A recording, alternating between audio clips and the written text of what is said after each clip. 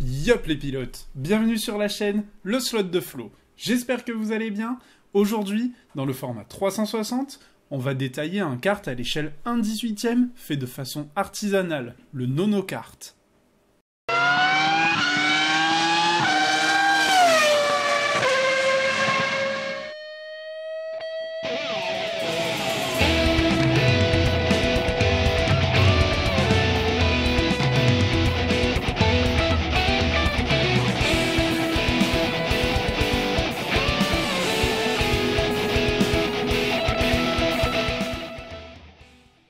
NonoSlot est créé et géré par Marco Guerreri, désolé si j'écorche le nom, qui fabrique lui-même ses bolides de façon artisanale.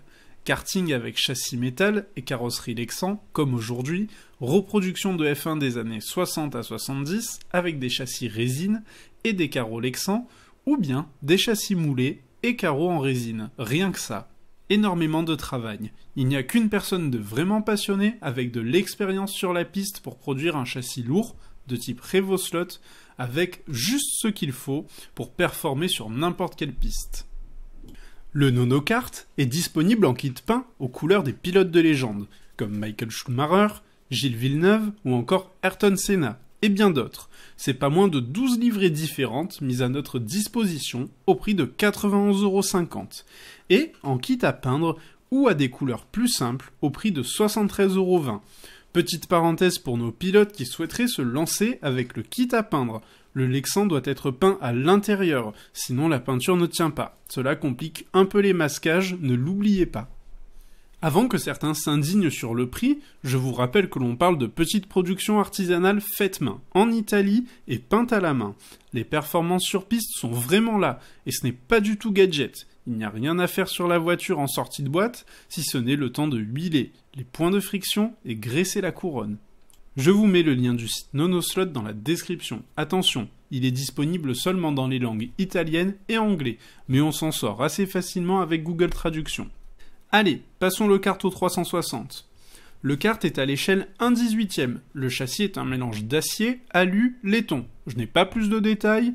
On peut donc considérer le châssis comme un châssis lourd de type RevoSlot, BRM ou TTS. Il est constitué de deux parties, une partie fixe avec le train avant et le guide, et un support moteur pivotant sur un axe central. C'est très simple et très bien pensé, en comparaison avec un support moteur plus classique, qui lui aura moins d'aisance à basculer sur les côtés dû au positionnement de ses puits de vis. Quand je vous vantais l'expérience pilote, ce n'est pas pour rien. Le support moteur accepte un moteur à grande cage, le MB-Slot 22 000 tours minute. Il est donc possible de le remplacer par la gamme King Evo ou Raptor. Au premier regard, le jeu non réglable du support moteur peut faire peur. Mais celui-ci est idéal, car nous sommes avec un kart et pas une voiture de rallye. Il n'y a pas un grand débattement de hauteur, ce qui limite une trop grosse absorption du couple moteur. Et le support a un jeu avant, arrière et oblique, ce qui crée presque un effet de barre anti-roulis hyper efficace. Alors chapeau, monsieur Marco. Les jantes arrière sont en aluminium et les pneus sont complètement hors catégorie, énormes et super tendres. Après, c'est vrai que c'est un modèle 1/18e, on l'oublie assez vite. La transmission, pignon 12 dents et couronne 28 dents, fonctionne très bien. J'irai même jusqu'à vous dire qu'il s'agit de la couronne 28 dents Sideway GT3, il me semble. Les jantes avant sont en plastique équipées de pneus front hard. Impeccable, il n'en fallait pas moins, et le train avant dispose de 3 points de réglage de sa hauteur, très simple sur le papier et très efficace. Cela vous permettra amplement d'adapter le réglage à votre piste pour éviter d'avoir un train avant qui rebondit comme pourrait le faire une RevoSlot. La carrosserie est en Lexan et celle-ci est tenue par 2 bandelettes de scratch, simple et efficace et léger. On dirait que NonoSlot a trouvé sa ligne directive. Le kart mesure 13 cm de long pour 6 cm de large avec une hauteur sous casque de 6,5 cm. Il a un poids châssis de 86 grammes et une carreau Lexan peinte de 11 grammes. Sur la piste, le kart est très puissant. D'ailleurs, le voltage de la piste se fait à 9,6 volts. Il n'a pas besoin de plus, contrairement au modèle RevoSlot ou BRM 124. Plaisant à voir évoluer, sa taille n'est vraiment pas choquante sur ma piste Scalex Sport.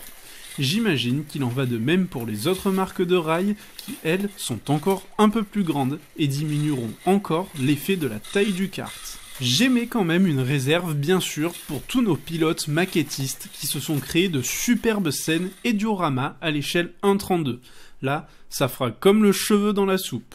En tout cas, petit coucou à eux et une grande admiration pour leur travail et leur application. Merci de partager vos pistes sur les différents réseaux sociaux, c'est toujours un plaisir de les découvrir les gars. Du coup, malgré cette petite contrainte qui n'est que visuelle, ne l'oublions pas, le kart performe comme Jaja, vraiment. Il serait dommage de se priver de son expérience de pilotage. C'est vraiment encore un comportement bien spécifique que je n'avais jamais eu avec aucune voiture, que ce soit des châssis plastiques ou des plus lourds, comme les BRM par exemple. Il se rapproche du comportement de la F1 NSR et son poids joue clairement en sa faveur.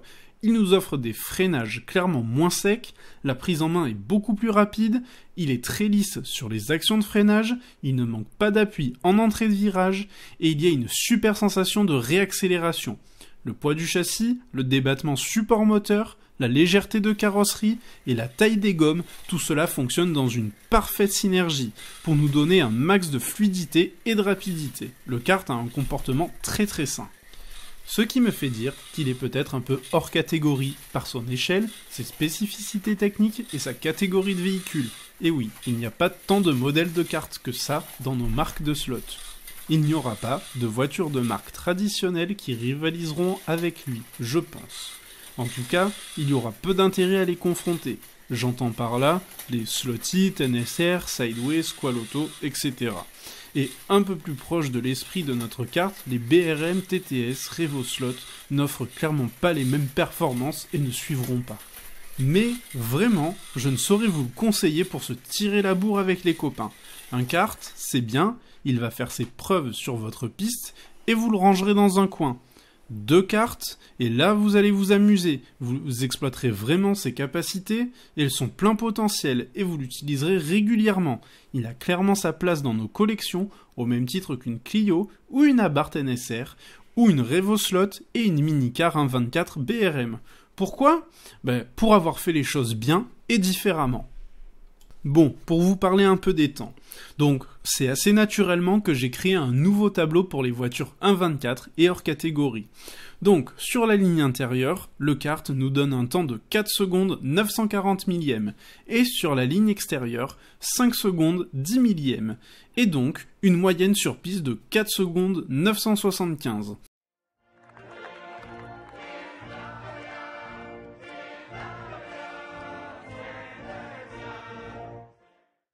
Faute d'adversaire, il est premier du nouveau classement, et si nous l'avions comparé au modèle 1.32, il se serait placé en deuxième position derrière la F1 NSR, décidément indétrônable, et aurait fait glisser la Lamborghini GT3 Sideway à la 3e place en éliminant la Toyota RevoSlot de notre top 15. Merci d'avoir suivi la vidéo jusqu'au bout, pensez à vous abonner, à laisser un pouce bleu, n'hésitez pas à la partager, c'est toujours bon pour le référencement. Dans 15 jours, on refera un format 360 sur la Nissan Skyline Slot-It, et ne vous inquiétez pas, j'ai pas mal de gros projets en préparation, donc un peu de patience. Allez, si vous êtes arrivé jusque-là, c'est que vous faites partie des vrais. Donc, je vais vous partager quelques petites infos. Je prépare une vidéo sur les différentes marques de circuits, on comparera leurs performances, leur taille et leur grip. Arrivera un peu plus tard, mais aussi une vidéo sur la F1 Polycar. D'ailleurs, en passant, les pneus du Nonokart vont extrêmement bien sur la F1 Polycar. Je vous les recommande, le lien est dans la description. Petite parenthèse, il n'y a pas d'erreur, ce sont bien les pneus de kart, même s'ils se dénomment F1, c'est le même modèle. Allez, une petite dernière. Je prépare aussi une vidéo sur comment bien monter son circuit de slot, qui sera la suite logique des marques de rails, et une vidéo, la boîte à outils du slotter. Donc, de quoi bien s'occuper, je pense qu'on a des vidéos pour 2 ou 3 mois là. Je remercie le site partenaire de la chaîne Slot Car Passion de m'avoir fait découvrir la marque Nonoslot, et je vous recommande de vous abonner à sa newsletter pour recevoir toujours plus d'infos et d'articles sur les nouveautés qui font vivre notre belle passion. Ciao les pilotes!